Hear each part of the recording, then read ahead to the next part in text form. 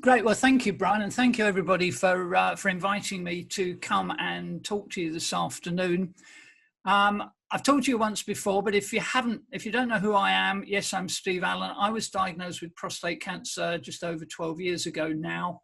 I underwent, in over those days, an open radical prostatectomy. I've done well from my cancer's point of view, but I did become completely incontinent of urine for a long while until I, excuse me, had an artificial sphincter inserted. And I've also had incredible problems with sexual and erectile dysfunction, which is what we're going to talk about this afternoon.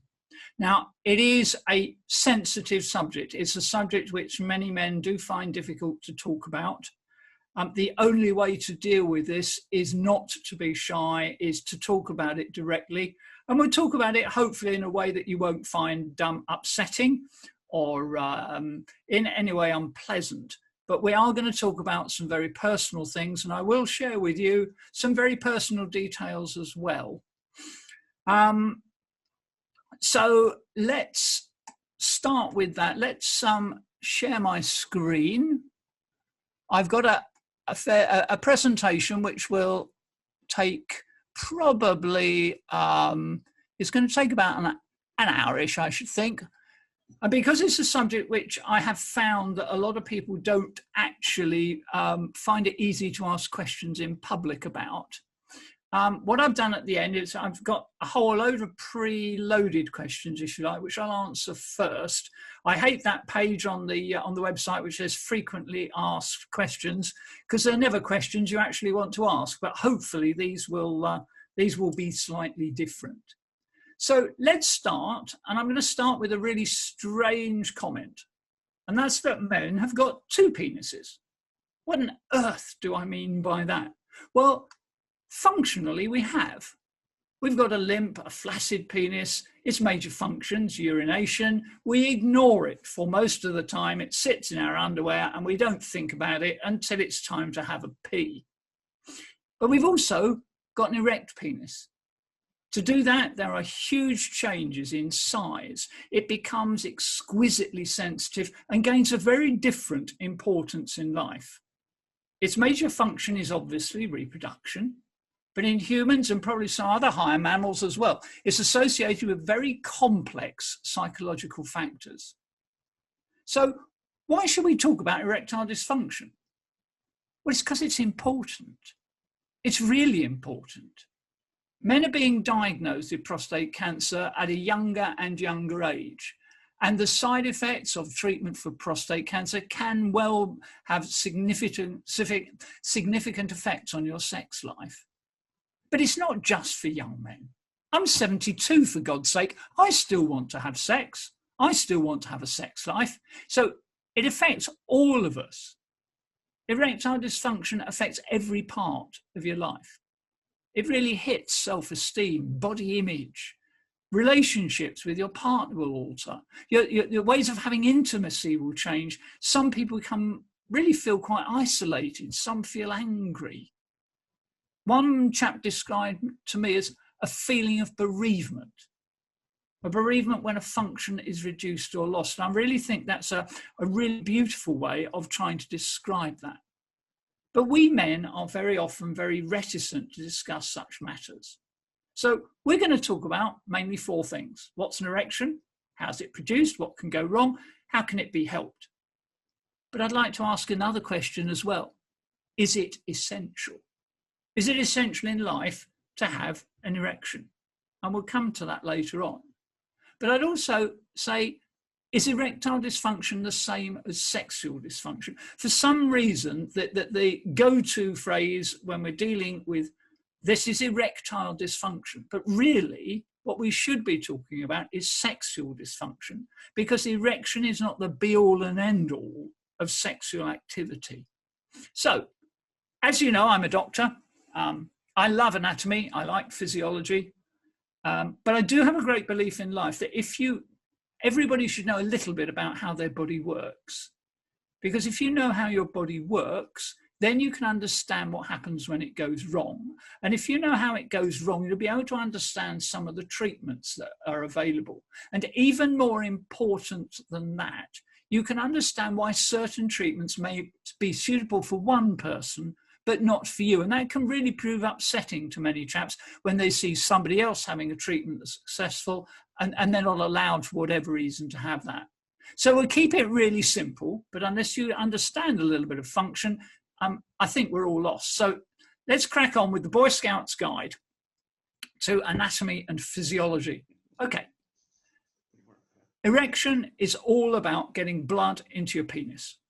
There are 3 spaces in your penis where blood goes. There's 2 blood spaces either side, big fat spaces called the corpora cavernosa, and there's a much smaller one which surrounds the urethra called the corpus spongiosum. Arteries bring blood into these spaces mainly through the center of each of those blood spaces, and the blood flows out again through veins, which is those are mainly on the outside of these blood spaces. There's another important little thing about it. These blood spaces are actually joined together, and they're joined together at various places up and down the penis. Now that's there so that the pressures and blood flow on either side to an extent are kept equal, so that an erection isn't bent, it's normally quite straight.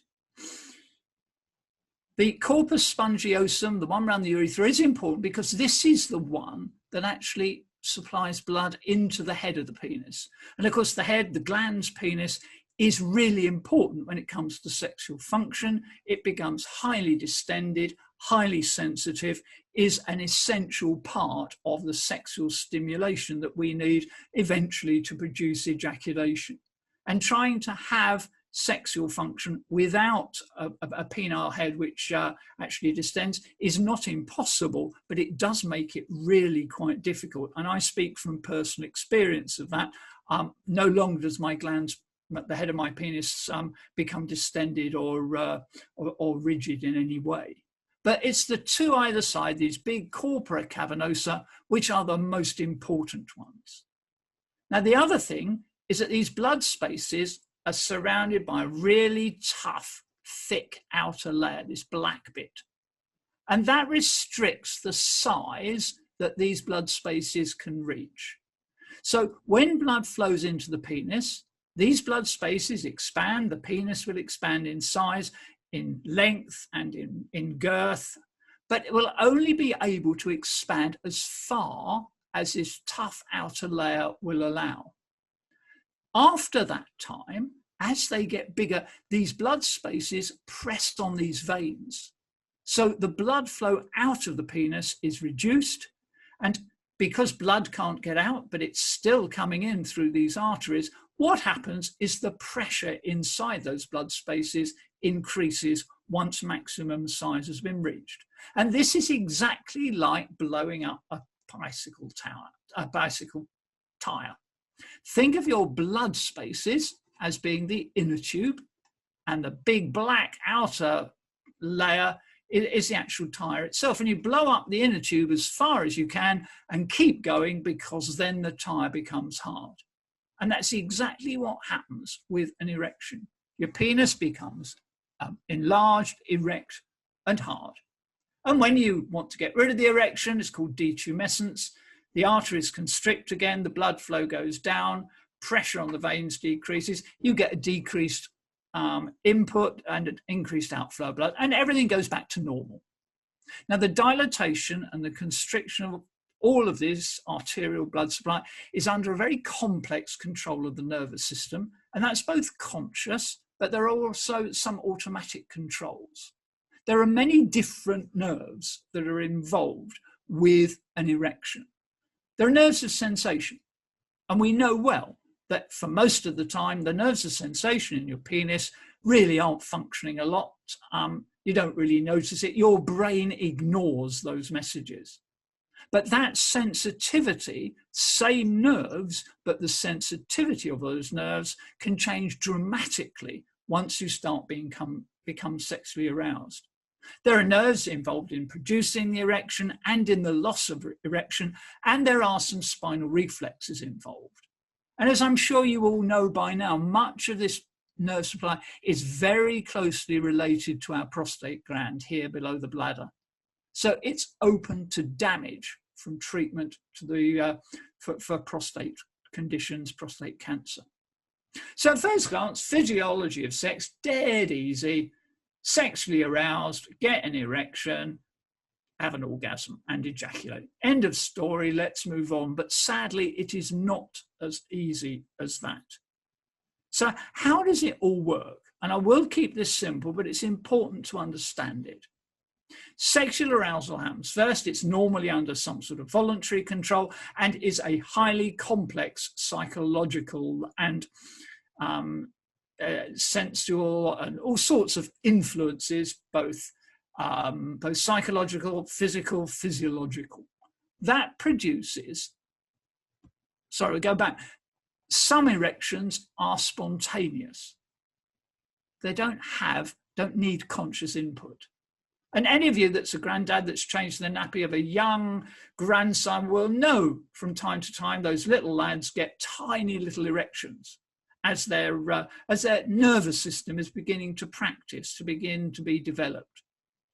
Erections that you have during sleep are not necessarily related to erotic dreams. They're all about keeping blood supply to your penis. Early morning erections may well be more produced by stimuli from a full bladder. Spinal injury patients get spontaneous erections, but most of them are under conscious input, and you need sexual arousal to do that. That, through a really complex transmission, sends nervous impulses down to the penis to produce a substance called nitric oxide. This is a very potent chemical and is produced in the tissues of the penis.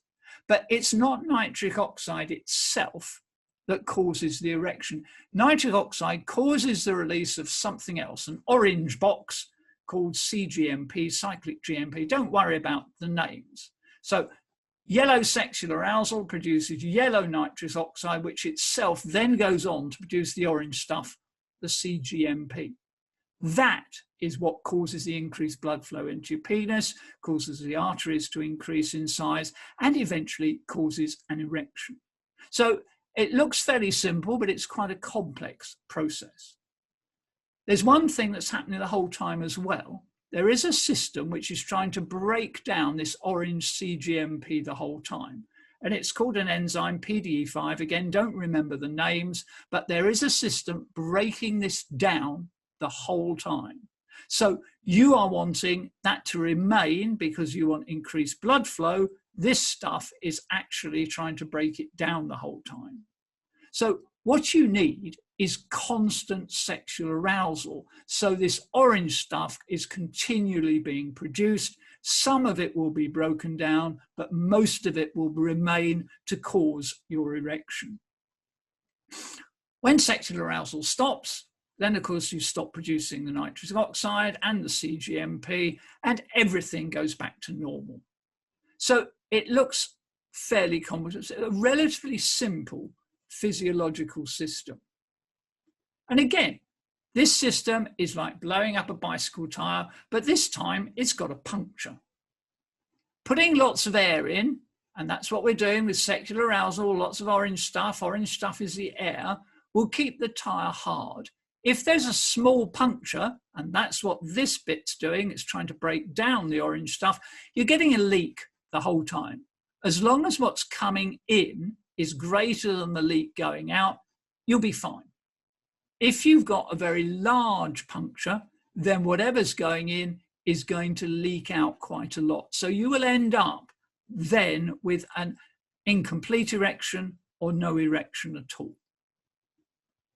Erection on its own, I don't think is sufficient. I would argue that what most men want from sexual activity is an orgasm. It's pleasurable, it's great, I'll have as many as you like, and ejaculation. Ejaculation is the reproductive component of that. So the three things here that are involved, there's having an erection, there's having an orgasm, and there's having an ejaculation. And which of those is the most important to the man may well vary at different times in his life. The physiology itself of orgasm is quite complex. It's not that easy to understand. We may have time in one of the questions to go through that a little bit later. So what are the causes of erectile dysfunction after treatment for prostate cancer? And we're talking about prostate cancer, although a lot of erectile dysfunction can occur with other treatments on your prostate, particularly for benign prostate enlargement, ordinary prostatectomies, TURPs, and so on. Probably the commonest that people know about and think about is nerve damage, neurogenic damage. You know the nerves are very closely involved to the prostate. They're very fine. They're not easy to see. They're not big chunky nerves like the nerves going down your arm that you can see with a naked eye. It's almost in places like a spider's web being wrapped around parts of the prostate. So damage to these nerves can be produced either by surgery, physical damage, cutting them or bruising them, but it can also be caused with physiological changes such as radiotherapy. Nerve-sparing surgery tries not to cut these nerves, but you may still get significant, if you like, bruising of those nerves produced by surgery, so that nerve function may be temporarily lost or reduced. What happens with nerve damage? Well, although sexual arousal occurs, we've lost this link. Sexual arousal no longer produces nitric oxide. That no longer produces the orange cGMP, so you don't get any blood flow, so you don't get an erection. So what's happening is that there's a total loss in this physiological system. How far advanced your cancer is, excuse me, is important. If the cancer is contained well within or just within the capsule, then surgeons can do less aggressive nerve-sparing surgery. So you're potentially going to get less side effects, such as erectile dysfunction. Advanced prostate cancer, if it's come outside the capsule, if it's gone into these little boys, the seminal vesicles at the back of your bladder and your prostate, you will have to do a very wide excision of tissue to ensure that all of that cancer is gone. And these are the people, unfortunately, extended surgery produces almost certainly considerable risks and almost certainly will produce permanent nerve damage. And that's why I bat on, and so do you guys, so much about getting men tested early. The earlier we diagnose prostate cancer, the better the outcomes for everybody. Keeping it within the capsule allows much less aggressive treatment. The chances of side effects are hugely reduced. And that is so important now. We're trying to get men tested earlier. We'd be on a hiding to nothing, I would suggest, if we're trying to tell men at 55 we could treat their small cancer, but they're going to be impotent for the rest of their life. That's not what 55-year-old men want to hear. It wasn't what I wanted to hear. I was only 59 when I was diagnosed. So early diagnosis, improved surgical techniques, improved focused radiotherapy is improving outcomes, but it's never going to actually get over the advantages of diagnosing early. And of course, erectile dysfunction may well exist before your prostate cancer treatment. It's estimated something about 40% of men will have a degree of erectile dysfunction before treatment for prostate cancer. That may not be huge. It may just be an erection that's not as stiff as it used to be. It may be an erection which doesn't last as long. It may be a softer erection. So prostate cancer treatment just highlights and accentuates that problem. It will never, ever make you better than you were before. So the best we can hope for all men undergoing prostate cancer therapy is to be back where they were beforehand. There are many pre-existing medical diseases which can make already give a degree of erectile dysfunction. Diabetes is probably the most common. Neurological diseases, multiple sclerosis and various other ones, certain endocrine diseases, anybody that has a low testosterone. So if those are present, then of course prostate cancer therapy on top of that will magnify those effects. Erectile dysfunction may be the first sign of hardening of your arteries. The penile arteries here are tiny compared with, let's say, the carotid artery in your neck, the one that if you block it off will give you a stroke. There's your coronary arteries in the middle. So if a man's got early erectile dysfunction, then it may be an indicator potentially that he's a candidate for coronary artery disease. Certainly, if people have got coronary artery disease, people should be starting to talk to them about whether they're having problems with erectile dysfunction. Drug therapy can help reduce erectile function, blood pressure drugs, all sorts of them, beta blockers, antidepressants particularly can do it sometimes. And of course, there are pre-existing psychological factors here. Age-related decline, everybody loses their sexual function at a different rate. Not just, a man of 60 may still have a high sex drive, a man of 80 may still have a high sex drive, but not everybody. And of course, there are secondary psychological factors. Once you've begun to question your performance during sexual activity, that immediately sets up almost like a vicious circle of, will it work next time? Produces stress and anxiety, which will further complicate the issue, and you can go round and round and round in circles. It could be related to being worried you can't satisfy your partner. Certainly, that's one of the things that went through my mind when I was first diagnosed and after my surgery, when I was totally impotent. It was important to me, not only for me to have a sex life, but for my wife to have one as well. And there are ways, sex will change. You don't necessarily need to penetrate your partner to give them sexual satisfaction. So what treatments are out there? Lots of them. The one, of course, everybody will think of are drug therapy, Viagra, Cialis, all of those type of things. They're what are known as PDE5 inhibitors, phosphodiesterase inhibitors, and are probably the most common things that are first thought of. There are lots of them. Viagra and Cialis, everyone varies slightly. Viagra and Cialis are much cheaper now. They've all become generic. They used to be very, very expensive. I would suggest Cialis is the best of the bunch. Why? Because it's got a much longer duration of action. One of the big problems that I've found, that my wife and I have found, you've now got to plan sex. You've got to think about it beforehand. At least with Cialis, it's not quite so rigid. If you've taken Viagra and you've not been able to have sex and activity for 6 or 8 hours afterwards, for whatever reason, you've wasted it. And when you're only being prescribed a limited number of tablets every month, that actually, I think, becomes important and is a stress factor.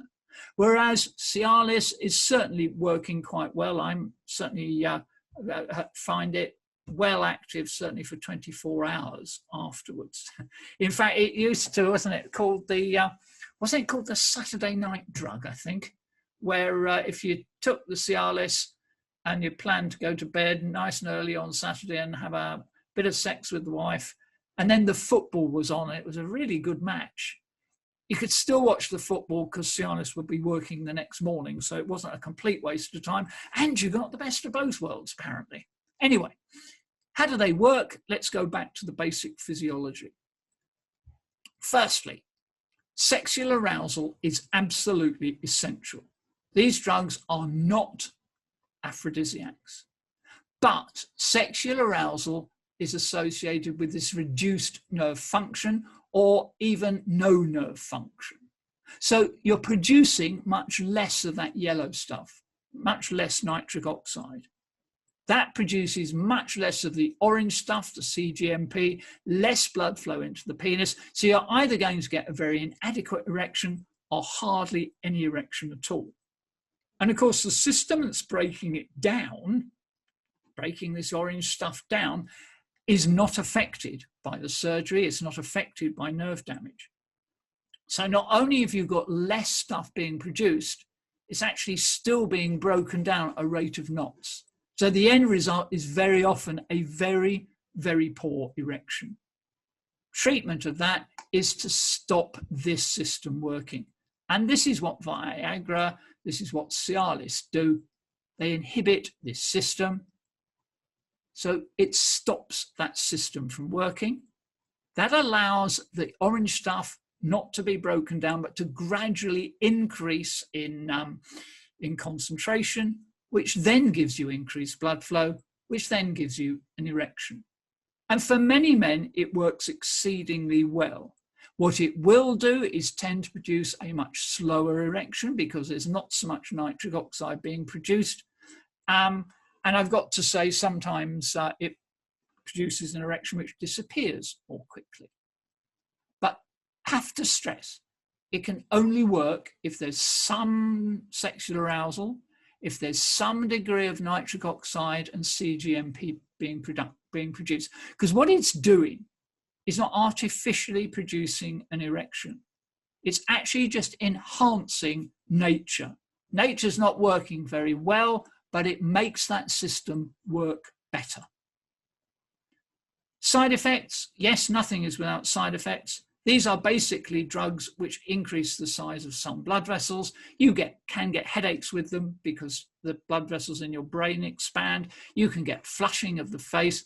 You can, strangely enough, get dyspepsia and indigestion because they've got some effects on the esophageal sphincters, the muscle at the bottom of your esophagus, which stops your gastric contents from coming up into your esophagus. If you're somebody that's very prone to reflux, that can be made worse by these drugs. You can, on very odd occasions, get some strange visual disturbance. That is something which you should be seeking some advice about fairly quickly. You shouldn't use it with any other drugs that reduce your blood pressure, GTN that's used for angina, some blood pressure tablets, tamsulosin, which some of you may be on for irritable bladders, that may well interact, but is not a total contraindication. Okay, some men find one drug works better than others, and that's the same across the board. We find with many drugs, there are lots of different, let's say, drugs to reduce cholesterol. One anti-cholesterol drug works sometimes better in one man than another, and that's exactly true with some people, whereas Viagra will work very well indeed. It won't work in other men so well. Cialis may produce more side effects in some men than others. It's a question of trial and error. Another way is to produce an artificial erection chemically. And this is what this stuff alprostadil does. It's a prostaglandin, it's a chemical. It produces vasodilatation, increases the size of the blood vessels in the penis, but does that by a direct action. It's not involving this PDE5 system. It's not involving nitrous oxide. But the result is hopefully the same. It's a penile erection. It doesn't require intact nerves. In theory, it doesn't require sexual arousal, although the results are so much better if that is present. It can be given to patients in a couple of ways. There's one that you may have heard called Muse, the medicated urethral system for erection, very posh. But basically, it's a pellet which is put inside the urethra, and the alprostadil contained in that pellet diffuses into the blood spaces and produces direct action to produce the increased blood flow. It can produce a lot of urethral pain, a lot of urethral burning. It's got varying success. I honestly have never spoken to somebody who's had really good success with it, but I'm sure Lorraine probably has. Sometimes the head of the penis may stay soft as well. So it's something which people often try first, but I've got to say is not hugely successful for many men in my experience. There's a cream you can use instead of a pellet down your urethra. That's not easily available on the NHS. I don't think. It's quite expensive. The way in which it will work is if you inject this drug directly into these penile blood spaces. You directly inject it into these big corpora cavernosa.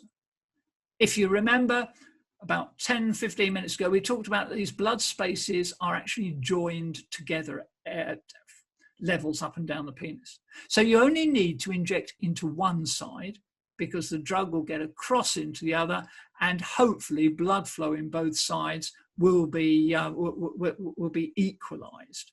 So it will work. You need to be taught how to use it properly. This is something which requires a little bit of proper training so that you avoid veins in the penis and you don't get big bruising.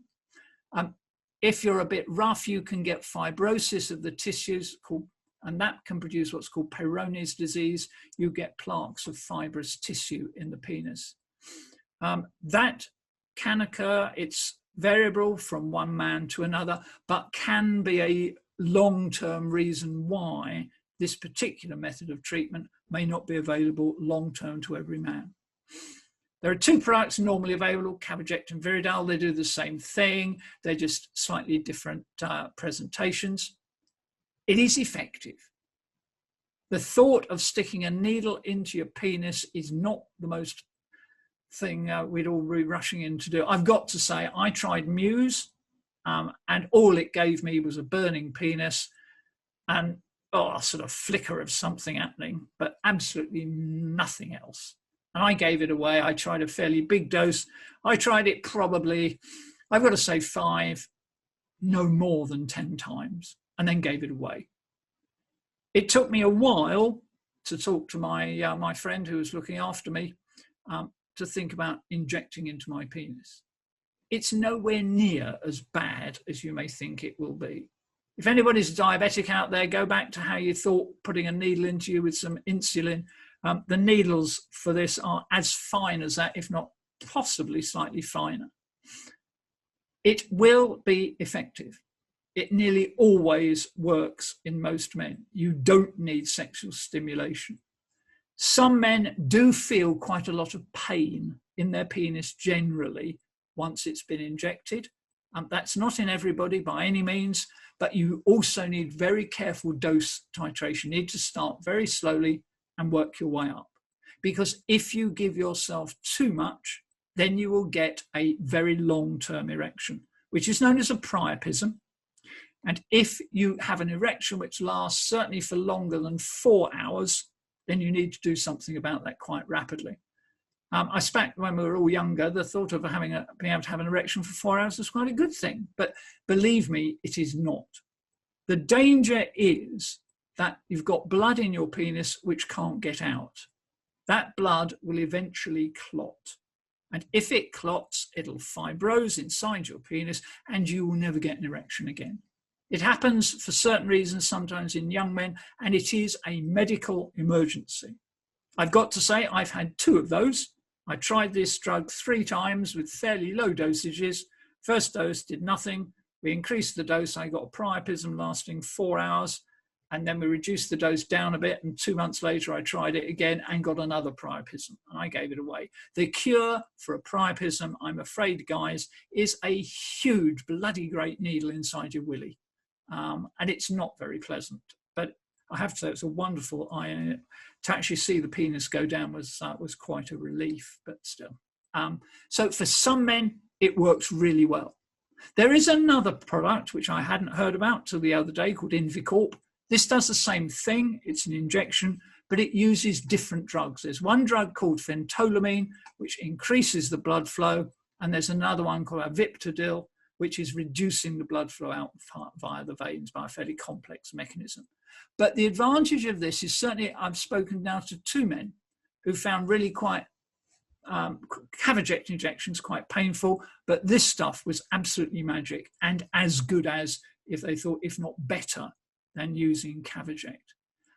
As far as I'm aware, it's expensive. I'm not quite sure whether local prescribing guidelines include those. That will be up to your GP. We should talk about mechanical aids, and that's something which people are a bit reticent to do. It's sort of reticent. The only time I used to see things like this I got to remember was on the back of a top shelf magazine, when those magazines you hid from your mother under your bed. Penile rings, cock rings, whatever you want to call them. These can be magic.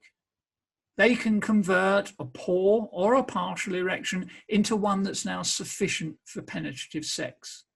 It can increase distension of the penile head. And basically, it's a band, a rubber band or a plastic band, whatever you're using, to just very gently compress the base of the penis or the base of the penis and behind the scrotum, so that you're reducing the venous blood flow out. You're allowing blood in, but you're reducing the blood flow out. And there's certain people that I have talked to that found that really useful. 2 or 3 guys who had brachytherapy, who did get some reduction in their their capability of having an erection. It was a bit softer. Found these things absolutely marvelous. I found it quite useful at times. It's not something that I've used on many occasions, though. The vacuum pump, again, I'm sure you're probably aware of, works in completely impotent men. Trouble is, there's very little spontaneity, produces an instant erection, instant artificial erection, basically sucking blood into your penis, and with a tight constriction ring at the bottom, it stops it from coming out again. They are prescribable for free by GPs. Even if you have to buy your own, it's VAT exempt. The most important thing with vacuum pumps is to get some proper instruction on how to use it. And if you've not had the guys from iMedicare come and talk to you, who make, in my opinion, probably the best model, then you should get them along to teach you how to use it. And there's the prescribing screen that I think, this is a couple of years old, I've got to say, but it should still be prescribable by your local GP. I tried it. It wasn't something that my wife and I found really very acceptable for our sexual life. But what it did do to me, the first time I used it, it was magic to see the fact that my penis could still expand. This poor little thing had done nothing for 2 months or longer. Suddenly, I could see there was a capability there. And psychologically, it was stunning.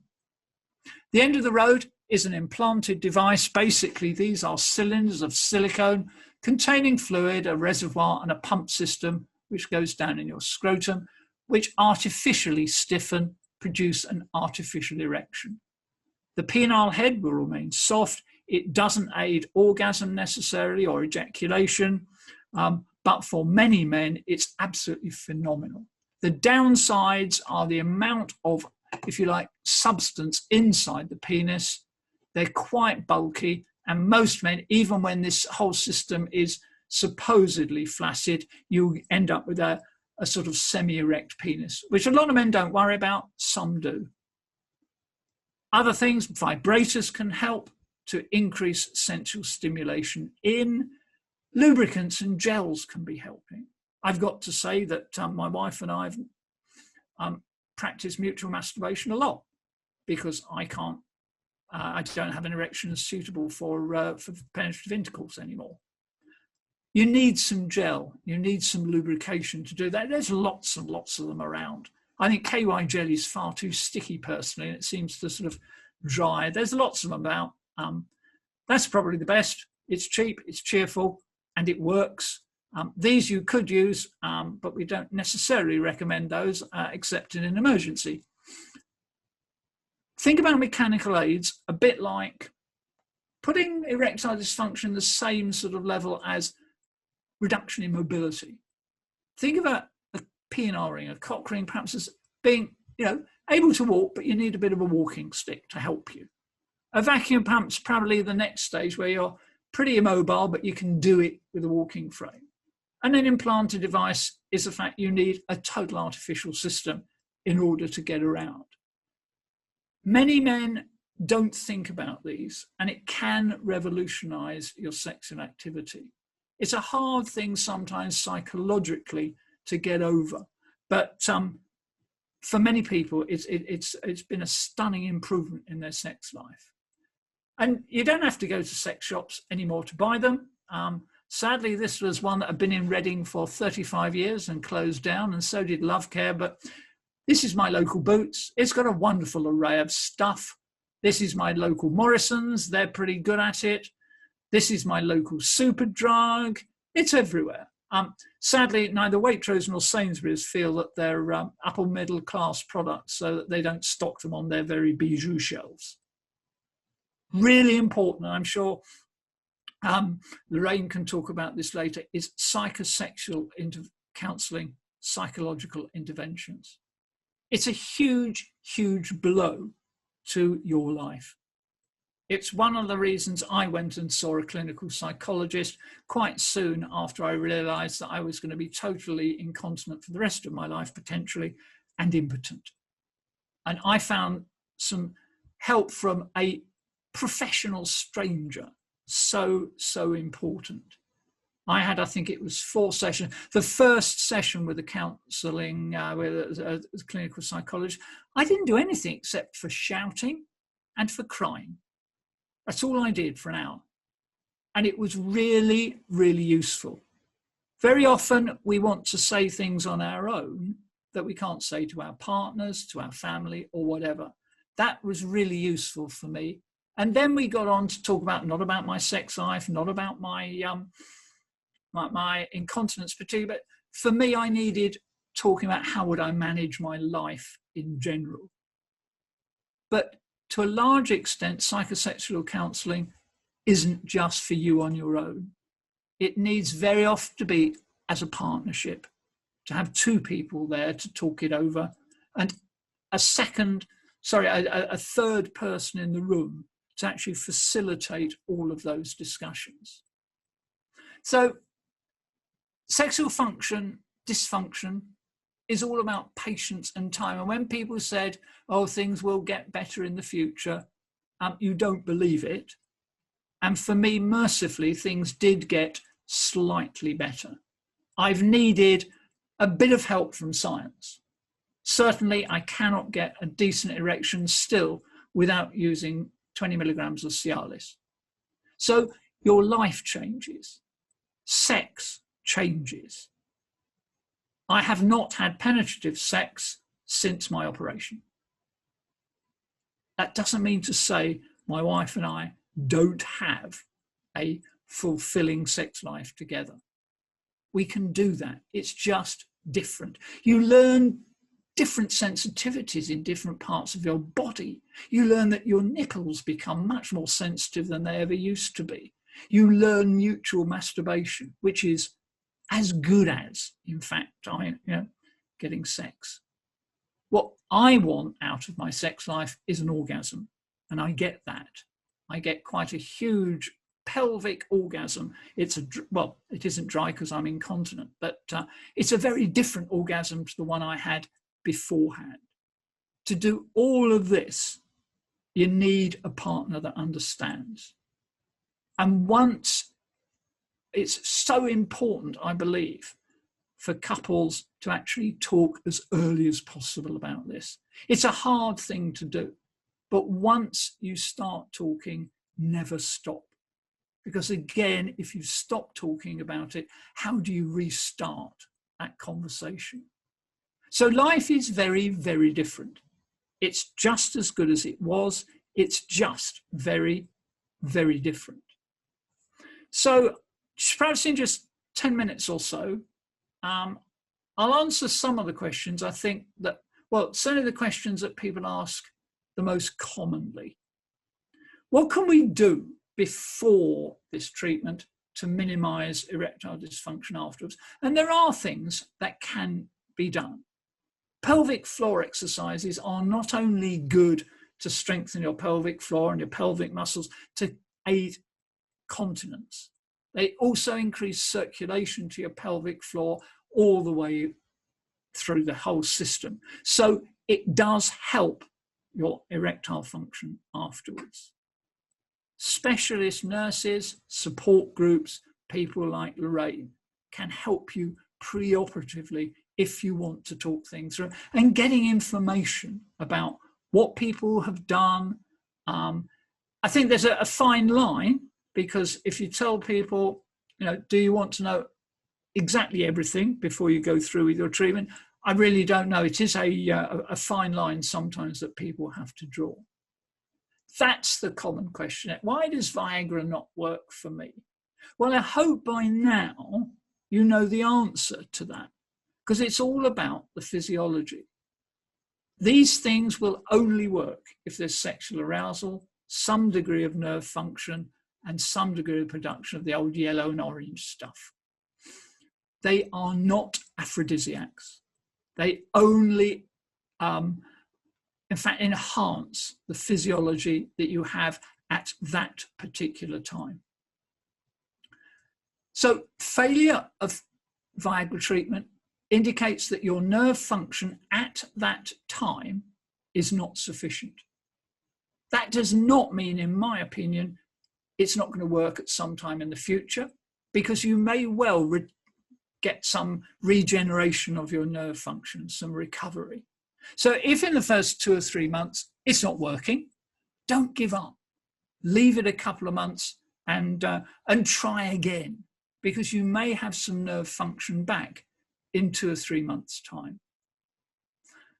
A couple of questions about dry orgasms. I had a radical prostatectomy 2 years ago, had a dry orgasm since, but for the past few months I've leaked some fluid at orgasm. Is this urine? But I'm normally totally continent. And the other one, always have a dry orgasm, but some sticky fluid dribbles out the end of my penis afterwards, often, not always, but a few minutes later. And it's not a great problem, but it's just a bit messy. What's going on there? Well, I'm afraid, let's go back to the anatomy, I'm afraid. There's your bladder. Your urethra has, in fact, 2 functions. It's got a urinary function, and there you are, there's the bladder and its ureteric openings. Urine comes out down the urethra to the outside world.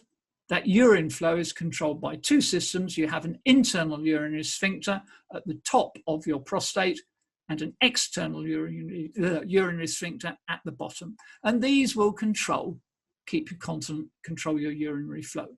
But it also has a reproductive function. The urethra is surrounded by the prostate, and behind that and the bladder are your seminal vesicles. In the prostate, there are the whole of the secretions from your prostate, the secretions from your seminal vesicles, the sperm that have come up from your testicles, all mixed together, and they come out through what are called your ejaculatory ducts, which are in the middle of the urethra, somewhere in the middle of your prostate. At the bottom of your prostate are 2 other little fellows called Cooper's glands, and we'll talk about those in a moment. But the important thing about Cooper's glands is that their openings are much lower down than where the glands are. So they're well below the pelvic floor. So what happens with orgasm? It's a complicated process, but in very simple terms, this is what goes on. First thing that happens is that Cooper's glands here start producing secretions. That happens at sexual arousal, and it's known as pre-ejaculatory fluid. Some people call it pre-cum. Its function is to lubricate the urethra for the semen, but also it's alkaline in nature, and you may have acidity still in your urethra if there's any residual urine. So it produces, at the beginning of sexual arousal, some lubrication eventually for the sperm, and reduces acidity. The next thing that happens is that as you become more and more sexually aroused, you start getting these rhythmic increasing contractions of pelvic muscles, of prostate muscles, and gradually pressure builds up and up and up in your pelvis and your prostate until the moment just before orgasm. Just before orgasm and ejaculation, then your internal sphincters will contract hard. So it completely blocks off your bladder very well, but your external sphincters will relax. Because a second or 2 later, what you get is this explosive expulsion of semen through the ejaculatory ducts, down the urethra, and through the outside into the outside world through the end of the penis.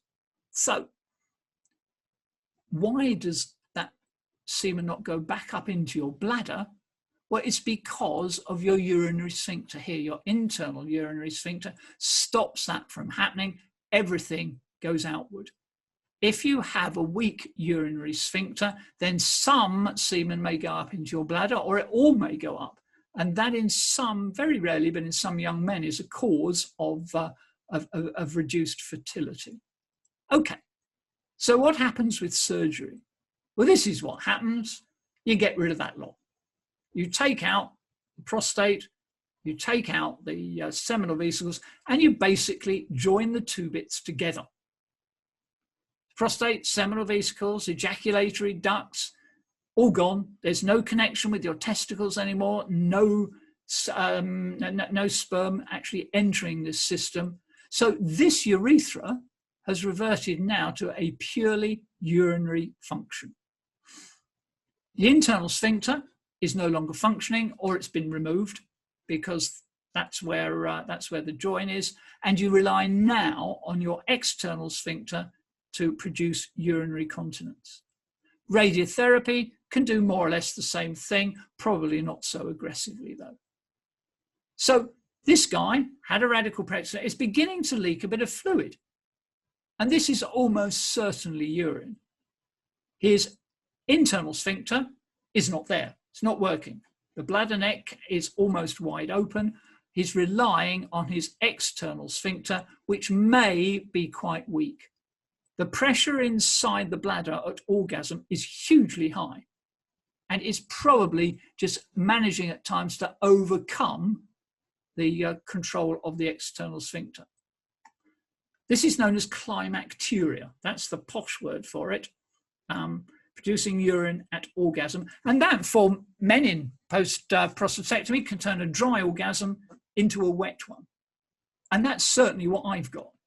I've got an artificial sphincter here because of my incontinence, and I've talked about, not to you, but I think I may have talked to you about it, I'm not sure. But anyway, this controls my continence absolutely. I cannot pee past it. However full my bladder is, unless I activate that sphincter to open it up, I can't actively pee past it. When I have an orgasm, it's a bit like a fountain. It comes out at huge high pressure, and I will lose probably 5-10 mils of urine. Is it a problem? My wife and I got used to using it. The availability of a towel at the right time is just gets rid of that problem. It's the way you change your life. That's what we talked about. Sex is changing, life is changing. But that's almost certainly what's happening with this guy. He's losing just a little bit of urine. The guy who's dribbling a bit of sticky fluid, that's almost certainly fluid that's being produced by Cooper's glands. Of course, normally that fluid that's produced by Cooper's glands will be washed out when he ejaculates, with all the semen that's come out. But it's just dribbling out because it's remaining in the urethra, because the opening of the Cooper's gland is much lower than the surgery has happened. So that's almost certainly what that is. What can we do to minimize erectile dysfunction? Lots of things, and I have a lot of time to talk about those. Early use of low dosage Cialis, 5 milligrams a day, not to produce erection, but to increase the microcirculation to nerves, to increase the likelihood of recovery to damaged nerves, to bruised nerves. Not easily available. It's not on the NICE guidance. You're never going to get enough evidence because there's no money now in producing any research on Cialis because it's generic. Psychosexual counselling, absolutely important for, I would suggest, quite a lot of us. And it's actually quite a difficult subject to broach with your partner. And penile physiotherapy, that was a phrase which I never, ever had heard of until I started getting problems with prostate cancer. What is penile physiotherapy? It's basically the regular use of a vacuum pump to keep those blood spaces regularly expanded, not to have sex, but to prevent those blood spaces from contracting and getting fibrosed. It's exactly like chest physiotherapy. If you have an operation on your lungs, then you're given deep breathing exercises to do afterwards to keep your lung spaces aerated, to keep them dilated. Your penis is very similar to your lungs like that. If those blood spaces don't regularly get stretched and expanded, they just They'll give up. They become slightly fibrosed. They become fatty. And once that's occurred, it's quite difficult to undo that. So ensuring regular expansions of blood spaces is good for your blood flow, it's good for penile health, and these nocturnal erections may well be for in normal life, a way of just ensuring regular blood flow through the penis. Use it or lose it. That is so, so important. And if it means masturbation, then so be it. It's not a word that married men very often use very easily, but it is an important part of your recovery to ensure, if you can, to regularly get some form of erection. Can you have an orgasm without an erection? Yes, you can. Yes, you can. Yes, you can. I didn't know that really until about 6 weeks afterwards, and I tried hard. It's not easy to produce an orgasm without an erection. There is no loss of sensation I have ever met in any man that's had major surgery for prostate cancer. They don't lose sensation of the penis. It's the whole system behind it of getting an orgasm, which gets an erection, which gets affected.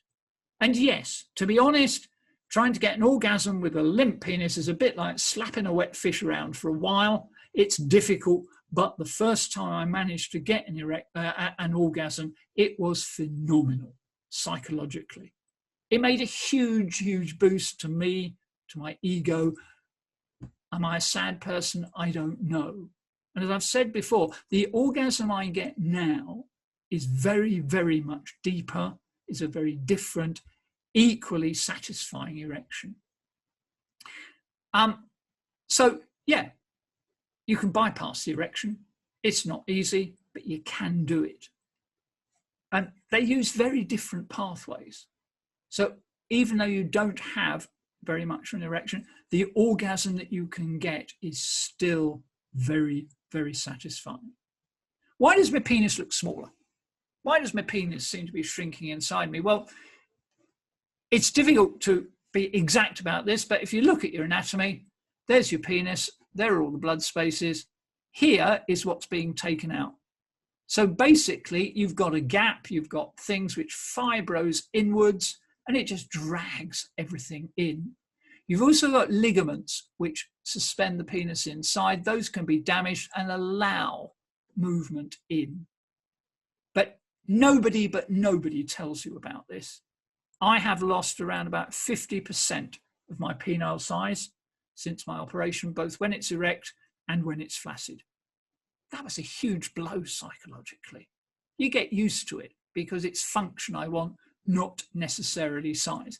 But if you're a young man, if you currently don't have a partner, if you're wanting to have a partner and have sexual activity with a new partner, having these sort of problems are really, really stressful on trying to form new relationships. Why does it look a bit bent? Well, very common, it's from this thing called Peyronie's disease, where you have a bit of fibrous tissue. That can happen at any stage in a man. You can remove those plaques, but it's quite difficult to do.